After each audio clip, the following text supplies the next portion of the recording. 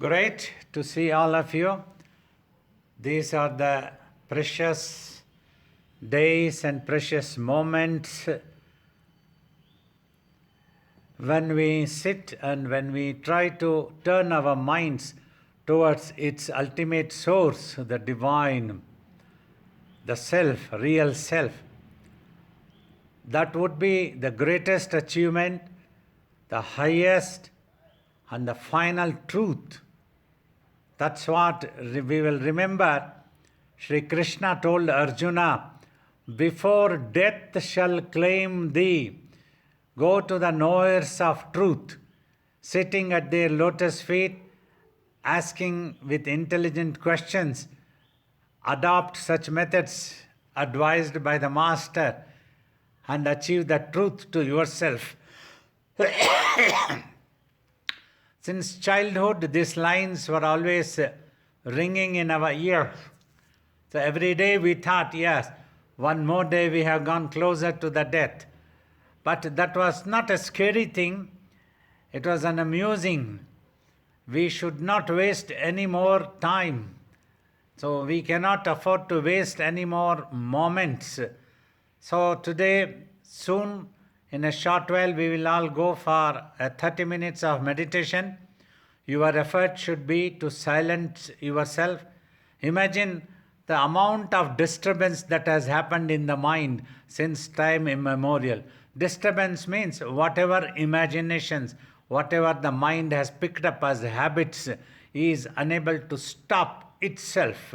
So that is what you have to try and stop. If you simply watch and if you do not analyze anything, do not bother to hold on to that thought. That thought, that imagination is not at all important. The day when there is total serenity, quietness, silence, only you exist, but you do not define in your mind about yourself. So that is the beauty when you would have achieved that. Then you are going towards your real self. Then the real self will be revealed to you. Always know that this time, this session, this 1 hour to 1.5 hours that you are going to sit with me as the most precious in your life. You have a chance to talk to a self-realized master, not to claim or boast, just to tell that that's what I can talk and my experiences. So be clear when you ask a question what you want to know. Of course, I have never discouraged anybody asking any questions. Depending on the question, the answer will come. About pure consciousness, about the silence, about meditation, about mind. And if you have any small doubts about things in your day-to-day life, also is welcome. So you can ask a question. My question is, I was required to attend jury service a little while ago, but it was postponed because of the lockdown restrictions. I remember feeling uncomfortable at the time because I'd have to make a decision on whether somebody was guilty or not. And it's all about making a judgment. How should you deal with that kind of situation? Because it could affect somebody's life, their whole life.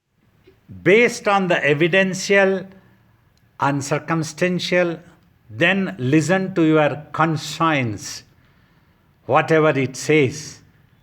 Just do it as a duty because you are on the board of juries. You have to do it without any attachment to either of the two of the results. Just do your duty, express your opinion, whatever you feel, and leave it to the divinity, the result. I'm watching myself in the physical. I'm watching myself in my imagination. I'm watching myself in the dream world. And then, of course, there's meditation. So I'm not sure where I belong or who I am. I think I don't know, we're in all these different worlds and we're such complicated beings. You say, you please listen to me. I understand your situation. That reason is still the habits of the mind is there, the imprints, impressions, and the acquired habits. That's why the mind is into such imaginations which may give unpleasantness to you or some doubts and who you are, where do you belong. So first thing you need patience. Continue, understand the technique. Every time you are able to sit for meditation, that you simply have to watch. The idea of simply have to watch or observe, watching, observing is all the same thing. So that you can lose all those imaginations which generate such feelings, such unpleasantness. So then only what you are gets revealed. Till then, you have to continue. Utilize your opportunity that you come to us, you are able to sit with me. Every time you try to utilize, every time you get to hear me, absorb the answers into your mind and try to adopt such methods. Then one day you will have the pleasurable, your real self. May you be blessed. Thank you. It's about the technique of meditation. I know that it's very simple to watch, but I sit every day, but my mind is flying away every time. Very difficult for me to focus. I understand. The mind keeps running. As long as it keeps running, you don't give up. You just sit down every day, try to adopt the technique that you just have to watch. Any thoughts or visions coming, do not bother about them. Let it come. It will come and go. It will come and go. You just watch. You just observe. One day you will be able to achieve that you are simply watching and no thoughts and no visions are there. Then you will get to feel that your real self, the secret of yourself, will be revealed to you. Wait for that. You have to do it. Don't give up. Don't lose patience. I just wanted to ask Babaji Namaskar, is that you often say that we must do our deeds and our actions and not be concerned about the results and the benefits. My question is, should we not be concerned about the consequences of our actions? Because sometimes what we do in actions and everyday deeds can have consequences for others. And sometimes that can be stressful.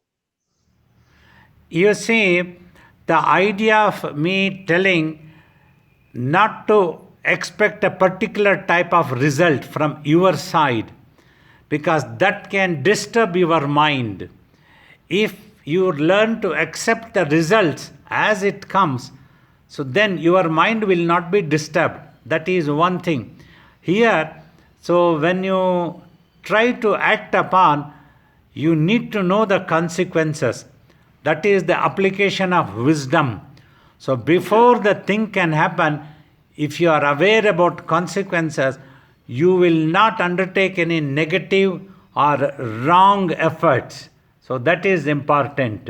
So these two are totally two different things. So that knowingly you don't go into a wrong things or a faulty things, so that you know the consequences. But when you put an effort to achieve a certain thing, so you have to accept the results. Sometimes it may happen according to your expectation.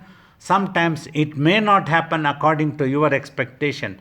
At that time, if you have to accept it, if you don't accept, the mind will get disturbed. So that accept, so that you have that peace and don't lose hope. You can put an effort again. So that is the idea of teaching this philosophy. Sometimes there can be unforeseen circumstances, although you may do things with good intention. Yes. But sometimes you can worry that things may not go and may have consequences which you didn't mean to happen. Yes. So when you have done unintentionally something, so if it goes against, so then you cannot help. Simply you have to accept the results.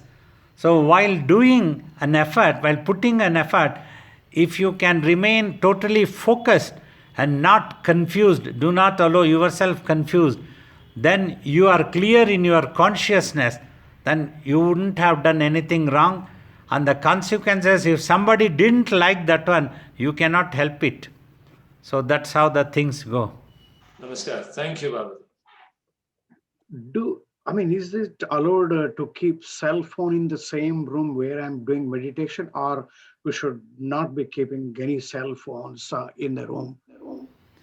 Cell phone you keep or you don't keep, but at least you keep it in flight mode or in silent mode, so that it shall not be disturbing you during meditation.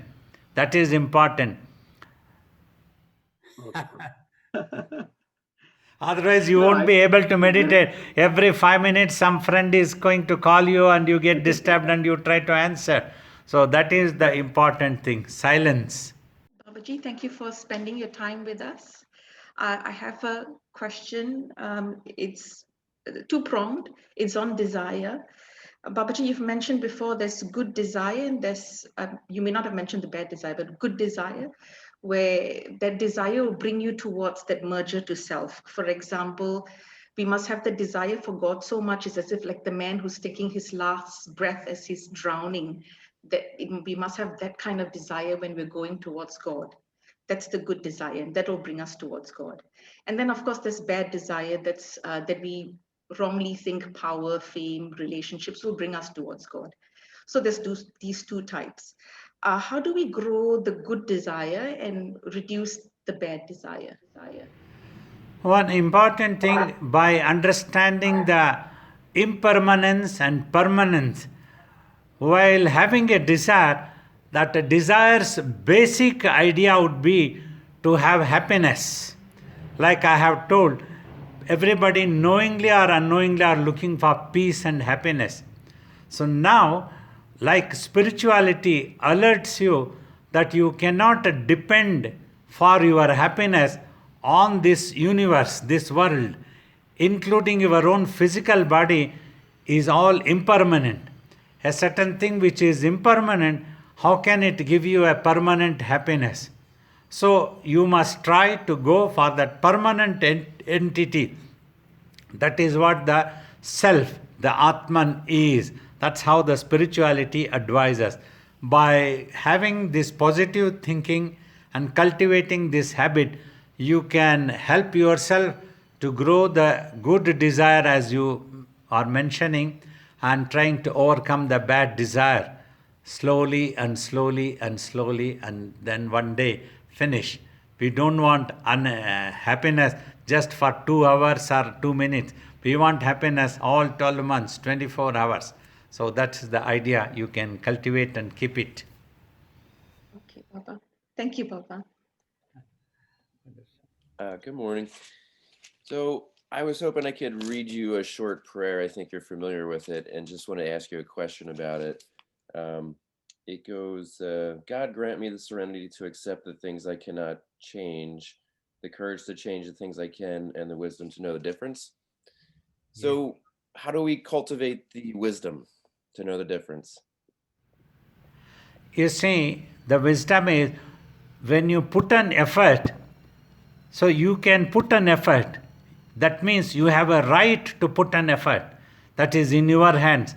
You have to apply your willpower, remain totally focused, and put an effort. When the result comes, you have to understand the logic that result is not in your hands.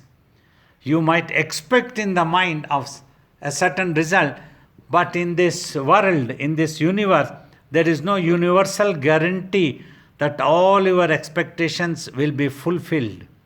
So that is the wisdom you have to apply and understand when the result comes. So this was not in our hand, this had to happen. So we have put our best effort. In spite of that, if such a thing has happened, this is not in our hands. We have to accept this result. So that is the wisdom that you can apply and understand. Otherwise, if you don't apply this, you will lose your peace. Your mind will become a casualty unnecessarily. Oh, this thing did not happen. I wanted it to happen. How bad, how bad. And the mind will start trying to find reasons and scapegoats. Or who did this? Why did it happen? Did God did it with me? Or what happened? All these sorts of things make your mind casualty. So if you think in this direction, that is the application of wisdom, to know the difference of your efforts and the results. Thank you. My question is it normal to feel a presence when you're doing meditation? Nothing such presence really happens there. The mind can sometimes magnify and imagine in such a way. So there is no need to feel. Only God, one divinity that is all pervaded. So that is always with you. Have that faith and devotion in whichever way that you want to visualize God. So is no problem. According to your culture and the way that you are used to, you can feel that God is what with you always, and nothing else is there to trouble you. Thank you. Babaji, I wanted to ask about emotions. People are a lot of the time driven by their emotions. They can do very good things because of emotions or very bad things. I just wanted to know what part the mind and the brain plays in forming these emotions. Slowly, when you practice meditation, you are able to control or restrain yourself. Within you only all these emotions gets charged. So these emotions can be your strength and it can become your weakness. So it is recommended and essential that you practice and learn to control your emotions. Sometimes if a good thing happens, that is okay, but it is not always guaranteed that you will do always good for you or to others only. Sometimes when you get charged in emotion, you might be hurting somebody or you might be hurting yourself. So it is always recommended that regularly you practice meditation and overcome emotions. Then you can apply your wisdom in a much better way to execute things, to put efforts, to achieve things in one direction. All these things are emotion. Like, for example, suddenly one day you become emotional and you fall in love with your guru and you decide that you are going to be devoted to your guru all the time.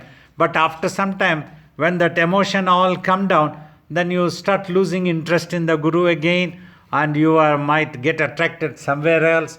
So these type of things can happen when you depend on your emotions. Instead of emotions, you depend on yourself. That is the application of wisdom. So that's what I would recommend in my opinion. Thank you very much, Babaji. Nice to see you, Baba. Thank you for being with us. My question is related to the instructions that you give us before the meditation, to focus the mind and to let any thought to pass by. But in some time during meditation, I have I become aware of kind of insight or answers about things I've done that need correcting. And to me, those are insights that are quite helpful in order to change myself. So my question basically, should I listen to those insights or just ignore them? Because from what I understand, you suggest us just to look, just to let it go. But sometimes looking into it and listen to that inside is helpful. That basically is what I'm saying. I understand. It's very personal, this. I don't know if that I helps understand. anyone else. It can happen to anybody also. But what you need to understand is during meditation, the purpose of meditation is that you are trying to practice to remain quiet. So during that meditation, you must not apply your mind to anything else. That is one thing. Whereas the thoughts which come as an answer for you to understand yourself better, it might be welcome in your creativity. But this thing can happen after meditation. So that is important. Just like for example, you need to toast your bread, but not during meditation. You can always toast it once you have finished meditation, because during meditation your practice is to achieve quietness, silence.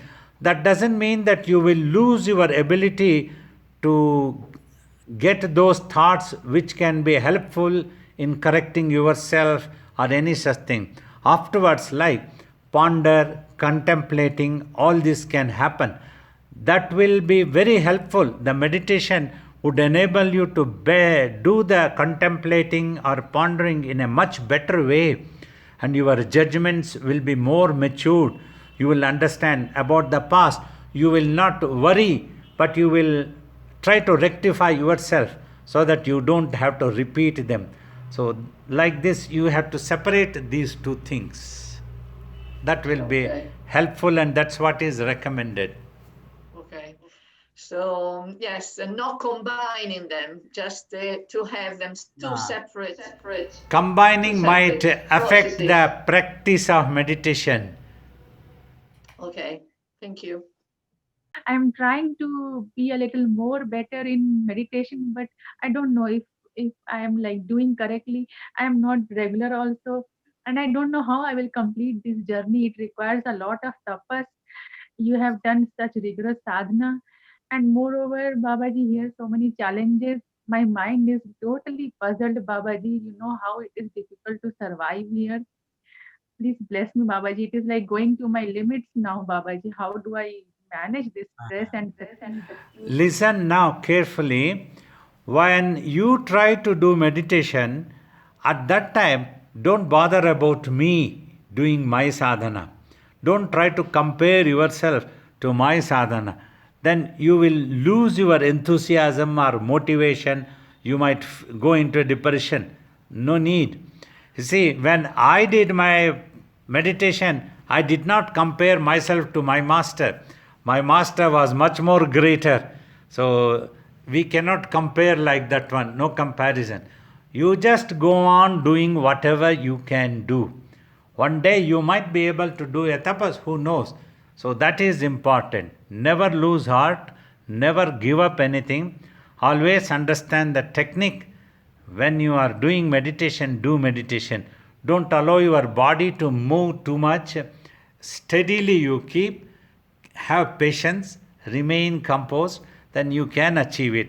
Then the grace will also descend on you. We will pray for you. Thank you, Babaji. Firstly, thank you for being with us. That's important. We came across the name Rudra in the histories and scriptures, and we were wondering about the nature of Rudra and also how you got your name of Rudra. Could you tell us that?